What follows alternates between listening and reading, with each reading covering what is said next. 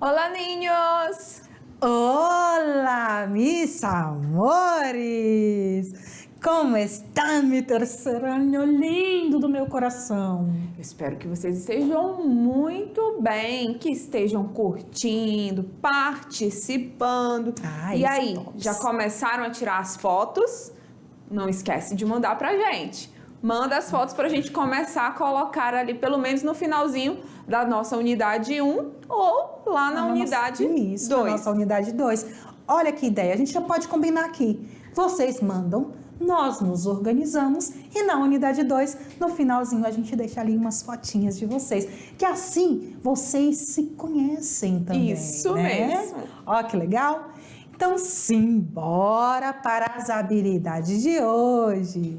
Habilidade 1. Compreender de que forma determinada expressão pode ser interpretada em razões de aspectos sociais e ou culturais. Escolher o registro adequado à situação na qual se processa a comunicação e o vocábulo que a melhor reflita a ideia que pretende comunicar. Isso mesmo. Na aula de hoje nós vamos falar sobre o muy e o mucho. Eu gosto. Eu também. Na alimentação, os verbos que a gente usa para indicar a nossa alimentação.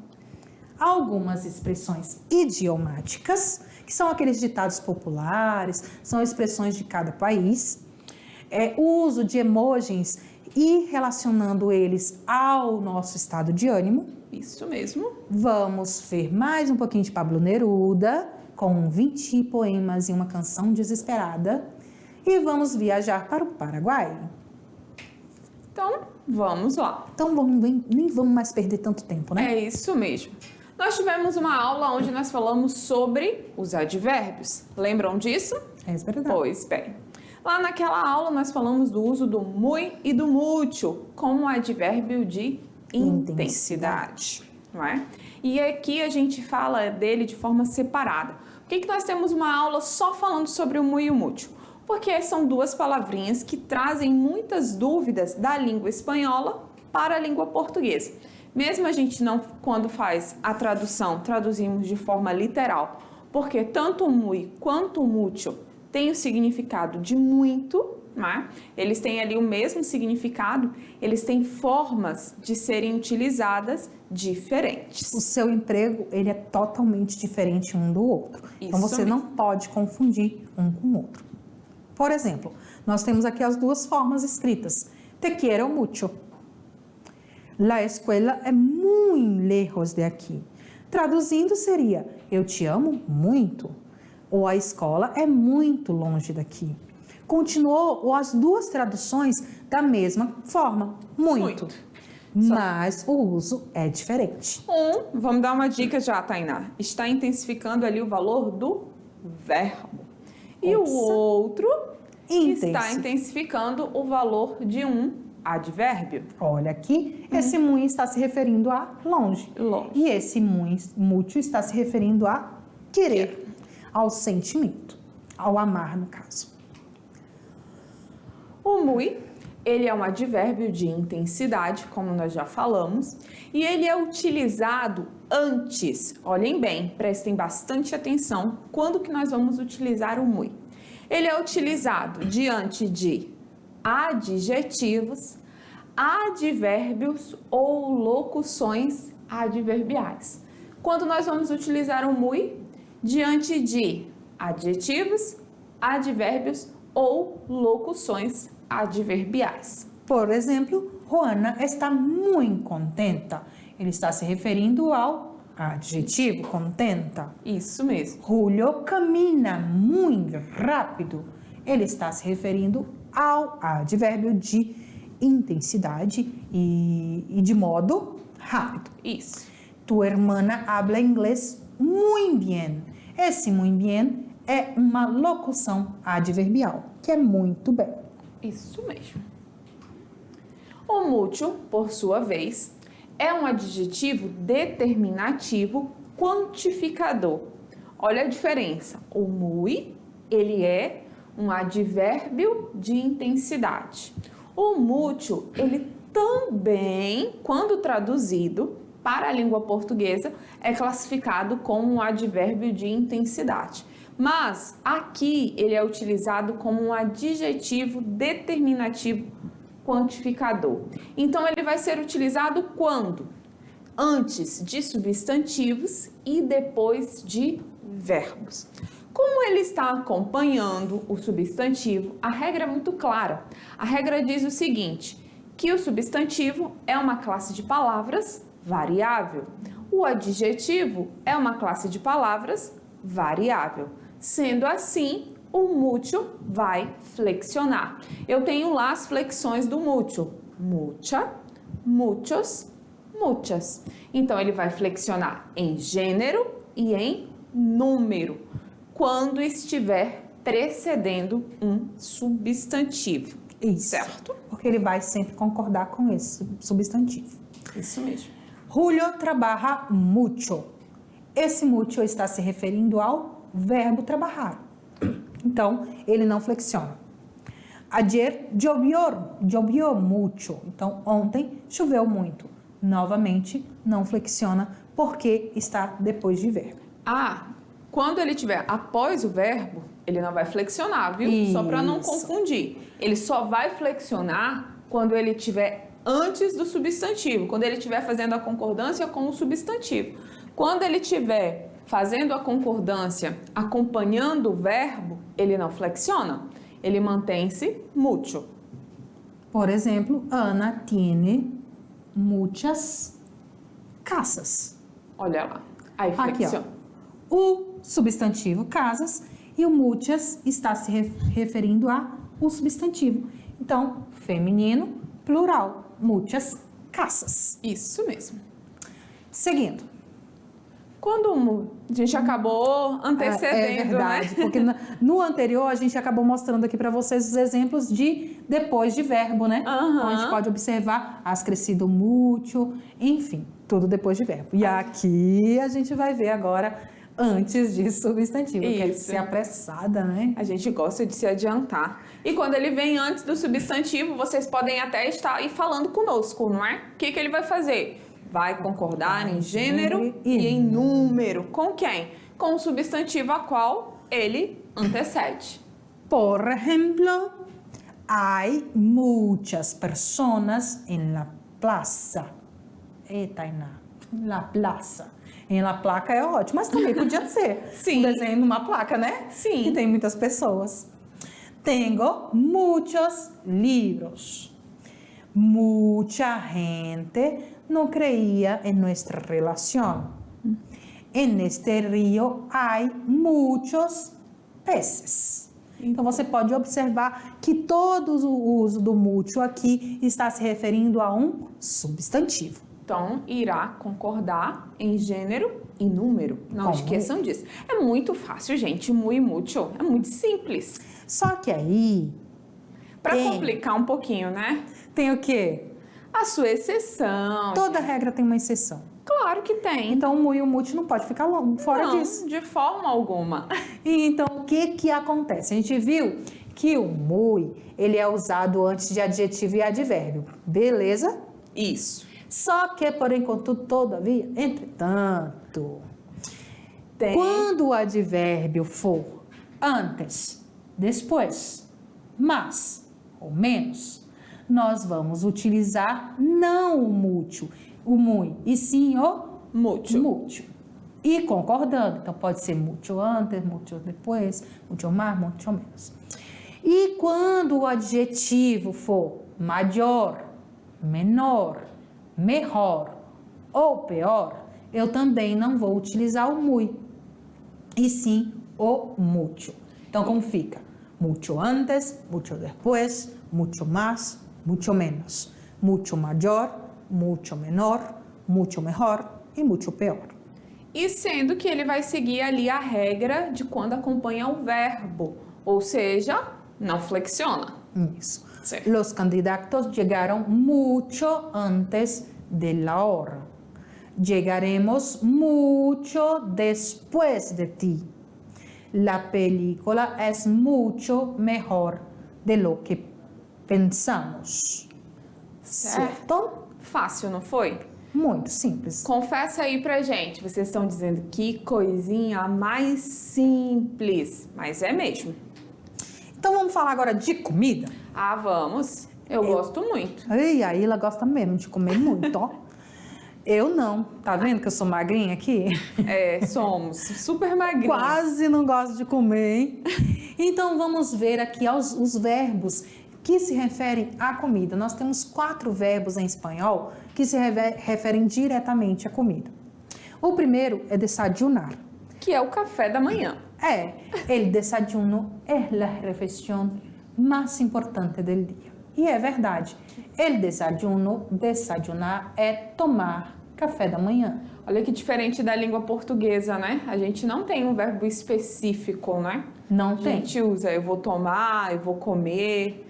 Depende da circunstância e do lugar. Ou vou ao café da manhã. Vou ao café, porque ainda tem os locais que servem café da manhã, que a gente diz vou ao café da manhã. É verdade. E assim por diante. Nós não temos ali... A gente não usa desayuno ou desayuno, né? Isso. Temos o verbo comer ou almoçar. Quando eu me refiro a comer em espanhol e ou almoçar, é o meu verbo se referindo a almoço. Isso mesmo.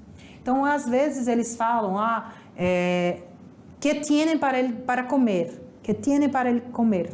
Então, o que tem para o almoço? Ou ainda, que tiene para el almuerzo? Isso mesmo. O almoço, el almuerzo de domingo es el que consume mais tempo. Pelo menos na minha casa é. É verdade. Né? É verdade. Então, continuando. Vamos lá. Aqui a gente usa, na nossa região, muito essa palavra, merendar. Muito. Né? É verdade. Nós utilizamos, mas em outras regiões não falam essa palavra, merendar. Fala lanchar. Então, é merendar. Merendar, já vou a merendar um sanduíche ayer porque não tinha hambre. Ixi, coisa que não acontece conosco, né?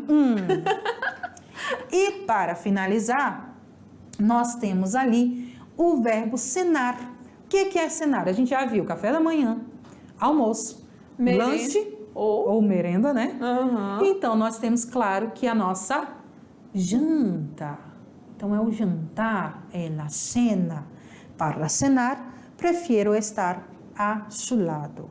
Para o jantar, eu prefiro estar ao seu lado. Olha que romântico. Bonitinho.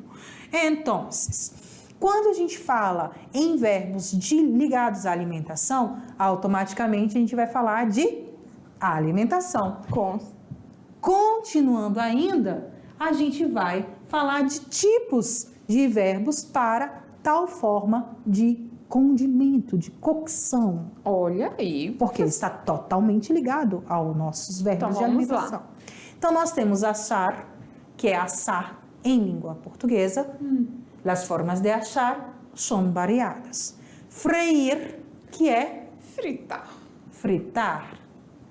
Qual é a forma mais saudável de freír um alimento? E cocer ou cocinar, que é o cozinhar. Né? Então, é o cozido, a carne cozida. Isso. A carne cocinou durante 12 horas. Ou também referindo-se ao tempo de cozimento. Isso. Então, esses são os verbos ligados à alimentação. E aí, a gente trouxe um vocabulário de alimentação. Claro, né?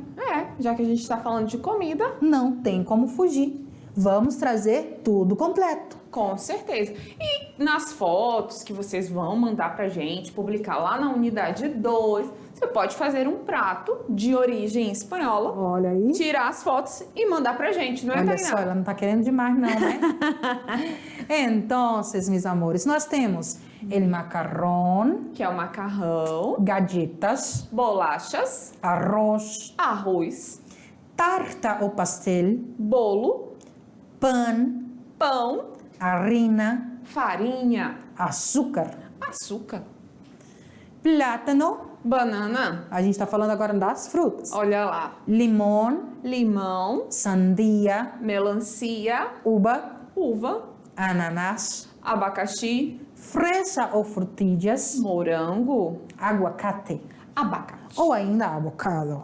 Ah, é. Os legumes, lechuga, Alface, zanahoria, cenoura, remolacha, beterraba, calabaça ou sapalho, abóbora, chaucha, vagem, maíz, milho, yuca, mandioca. carnes e outros. Longaniza, Linguiça. olha que nome estranho, né? Não é estranho mesmo? Tortilha, Omelete, queso, queijo, lomo, lombo, pollo, frango, filete bife, e solomillo. filé mignon. Olha É. como eles diferenciam, não é? Fica bem fácil na hora de compreender o contexto, se assim E tiver. ainda corre o risco de você ainda confundir aqui com falso cognato, É. do filete com filé. E na verdade o filé mignon é solomillo. E o tortilha também, porque eles podem confundir com tortinha.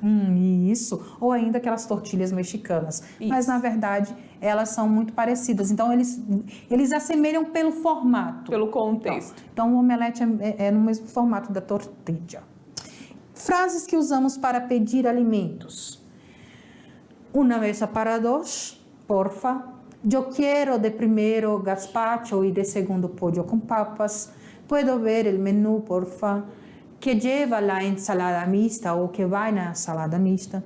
Que desea o que desea, que vas a comer e la cuenta, por favor. Então, são coisas assim, são umas palavrinhas que você pode acrescentar para utilizar em restaurantes. Isso mesmo. Então vamos para as expressões idiomáticas. Quando a gente pensa nas expressões idiomáticas, nós temos que lembrar o seguinte: elas são ditos populares, ditados populares, que muitos textos, vocês podem aí se deparar nas provas do Enem, nas provas de vestibular com elas. Como nós já dissemos em algumas aulas anteriores, nós não podemos fazer tradução literal, porque às vezes a tradução literal não tem contexto. Então, nós trouxemos aqui algumas expressões e o significado delas. A prova de que você Isso. não deve traduzir tudo, né? Isso mesmo. Inclusive, tem um Enem que caiu, tal palo, tal astilla. Isso. O texto, que é tal pai, tal filho. Mas só que se você fosse traduzir literalmente, não faria sentido. Tal pau, tal madeira, tal mastro, alguma coisa assim. Não tem faz. significado, não é? Então, Não faria sentido em português. Então, muito cuidado com as expressões idiomáticas, porque elas podem ali se assemelhar com aquilo que nós falamos lá nos falsos cognatos, que são palavras que tem ali, pode ter o significado, a tradução literal igual, mas o significado oposto. Então, vamos lá. Al dedillo. De cor salteado. É, o nosso de cor é salteado. A santo de quê? Por cargas de água ou por cargas d'água? Por que cargas d'água que aconteceu isso? A santo de quê? Isso mesmo.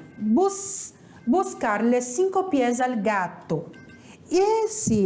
Essa frase literalmente significa procurar 5 pés no gato. Que seria aproximadamente o nosso procurar chifre em cabeça de cavalo. Procurar problema onde não tem, né? Aonde não existe, não é? Com pelos e señales. Esse com pelos e señales, ele vem de uma expressão de um jargão policial, que significa com pelos e sinais, que são por cada detalhe, porque a polícia, quando acontece algum crime, ele vai procurar todos as provas que eles encontrarem. Detalhadamente, não é? Então, seria o nosso tintim por tintim. Com pelos e señales. Quando as galinhas meem. Literalmente, quando as galinhas fizerem xixi. E quando é que é isso? No dia de São Nunca. Nunca. Ou ainda, a gente também usa o quê? Nem que a vaca tussa. É verdade. Né? Que é quando as galinhas meem. Dar gato por liebre. Vender gato por lebre. Essa é bem parecida com o da língua portuguesa, né? A tradução é igual, não é? Na verdade. Decirle a uno quantas são 5. botar os pingos nos is. Olha aí, que a tradução literal não tem nada a ver se a gente for atrás, não é?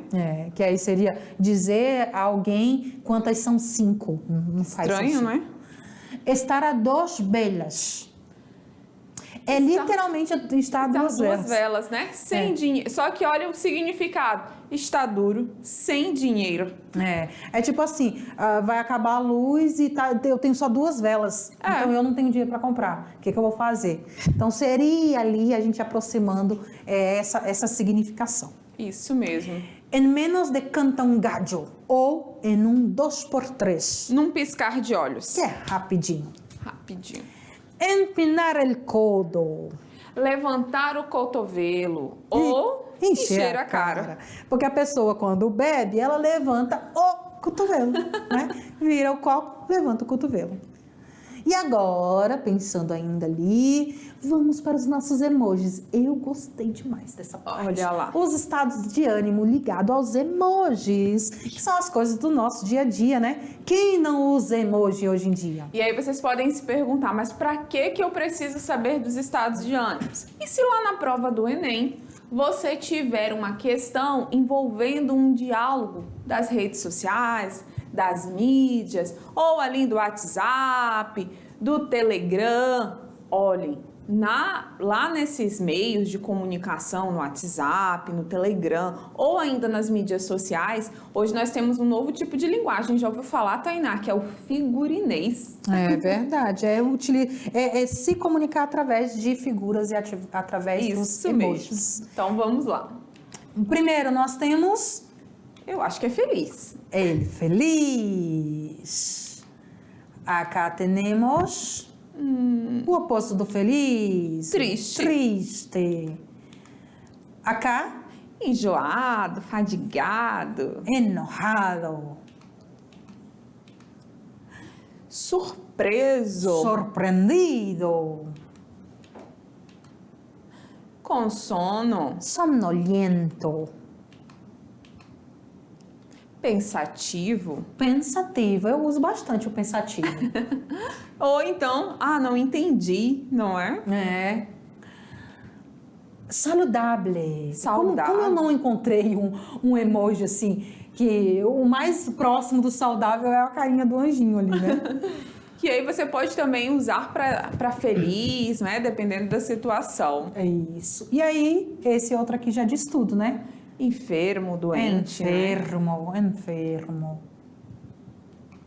Com fome. Hambriento. Apenado. Chateado, cansado ali, né? Você fica um pouco indeciso. Indeciso. Vamos dizer. Mas seria o chateado, mas não declarado, não é? Assustado. Você pode observar que o assustado, ele é com um S só. Porque em espanhol nós não usamos os 2 S. Isso mesmo. E por último, Com raiva. aburrido. Irritado. Muito bem. Vamos agora para o Pablo Neruda. Só mais um pouquinho de Pablo Neruda, né, galera? Eu gosto muito do Pablo Neruda porque ele é um cara, assim, super incrível, né?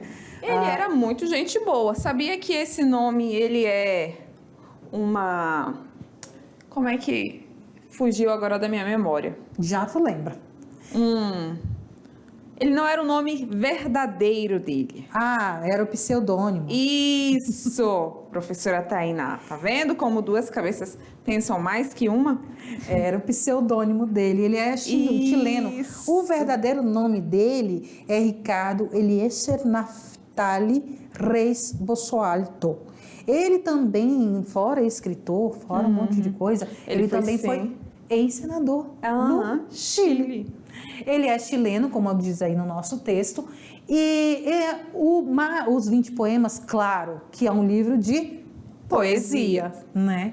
Onde ele vai cruzar o erotismo da poesia, que vai sempre celebrar o corpo da mulher, com o gosto que Neruda tem pela natureza. Você pode observar até pela capa. Toda a parte da sensualidade misturada ali junto com a natureza. Então, ele sempre vai, nos poemas desse 20 canções, ou 20 poemas de amor e uma canção desesperada, ele vai trazer essa simbologia sempre do corpo da mulher, do erótico, do bonito, do belo, através da natureza. Isso mesmo. Ele também ganhou... outra coisa, outra curiosidade do Pablo Neruda. Ele também foi prêmio Nobel, viu? Em 1971. Isso, A gente de tem literatura. Aqui, de literatura. Vou ler para vocês um pedacinho de um poema, mas em português. Porque ele é um dos autores mais traduzidos nos últimos tempos. E pasmem, não sei se vocês sabem, lá nas provas do Enem, às vezes o poema tá vindo em português, Tainá, falando do Pablo Neruda, lá nas questões... Na literatura. Na literatura, né? Como um todo. Posso escrever os versos mais tristes esta noite. Escrever, por exemplo, a noite está estrelada, o tirintintã, azuis, os astros lá ao longe, o vento da noite gira no céu e canta. Posso escrever os versos mais tristes esta noite. Eu amei-a e, por vezes, ela também me amou. Em noites como esta, tive-a em meus braços. Beijei-a tantas vezes sob o céu infinito. Olha aí, comprovando que a Tainá fala, não é? Sobre então, ele amor, né? A descrição do amor. Porque ele tinha sua esposa, era sua deusa, sua musa inspiradora como um bom poeta romântico. Então, você pode perceber nessa poesia que a Ilha acabou de ler, exatamente o que a gente acabou de falar. Ele vem celebrar o corpo da mulher, a beleza, o erotismo e o amor através de indicações da natureza. Então, ele vai falar sobre o céu estrelado, sobre a beleza do ambiente, tudo isso. Nesses tipos de poema que ele trabalhou aqui, ele frequentemente usa dois planos que se cruzam, havendo uma certa indefinição entre o corpo feminino e o mundo natural. Então, é quando ele vai fazer essa ligação que vocês viram no poema. A paisagem, a terra, o mar, o céu, as estrelas. Isso mesmo. Neruda, ele escreveu esses poemas quando ele tinha cerca de 20 anos. Mas alguns deles são os mais celebrados de sua obra. Até porque a poesia dele, ela é caracterizada por críticas, mesmo sendo romântica e um poema de amor, ele faz uma crítica sociopolítica e temática do cotidiano, bem conhecida do Pablo, não é? E esse livro é ótimo, né? Esse livro especificamente foi publicado em 15 de junho de 1924. Isso mesmo. Certinho, meus amores. E aí ele passou a utilizar o nome Pablo Neruda no ano de 1920. Isso. Ele não gostava muito do nome dele, né? Na verdade, os escritores, os românticos, a maioria dos poetas, eles se utilizaram deste recurso de pseudônimos. Também para poder não ser criticado, para não sofrer retaliações. Isso, era essa palavra. Na verdade, vendo como duas cabeças pensam mais que uma. Olha o que acontecia bastante, principalmente nesse período. As mulheres eram escritoras. Só que elas não podiam. Não podiam. E aí o que elas faziam? Usavam nomes masculinos para identificar a sua poesia, para identificar a sua obra. Não é o caso do Pablo Neruda, mas era uma forma de não se identificar. De ele proteger a família. Então, eles utilizavam muito esse recurso. Isso mesmo. Então, não vamos mais conversar, não? Vamos viajar? Vamos. Vamos viajar. Então, roda a vinheta, Thalita.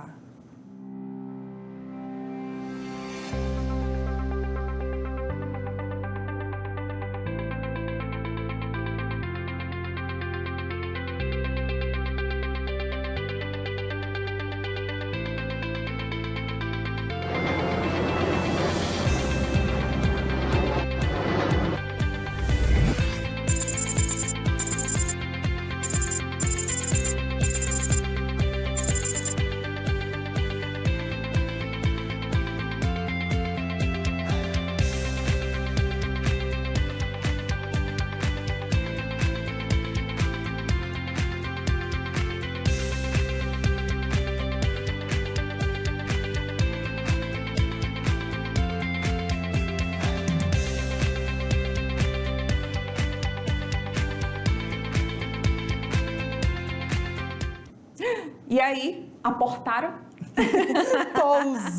Pousamos lá no Paraguai, galera. Será que esse povo tá com frio? Será? Será que lá é frio? Será, Tainá? Eles são nossos vizinhos. Mas é. São vizinhos do Brasil. Na verdade, a gente só tem 3 países da América Latina que não são vizinhos do Brasil.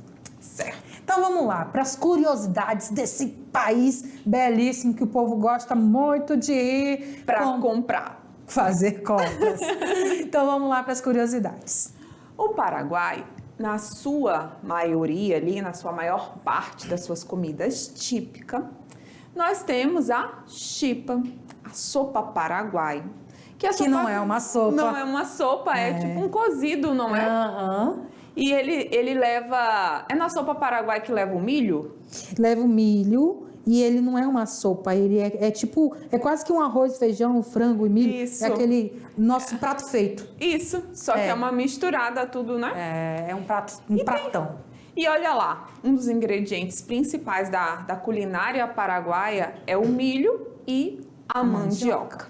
Por conta da influência indígena que eles sofrem ali, não é? E o tereré, Tainá? Fala aí do tereré, já que tu gosta tanto. Eu amo tereré. A galerinha aí do interior, esses alunos da NASA amam um tereré também.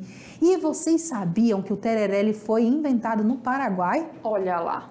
Olha só, tem uma historinha atrás disso. Conta a história que durante a Guerra do Chaco, que é a guerra que aconteceu lá no Paraguai, as tropas começaram a beber o famoso mate, né? A erva mate, que ali é a erva mate com a água quente, que nós conhecemos como chimarrão.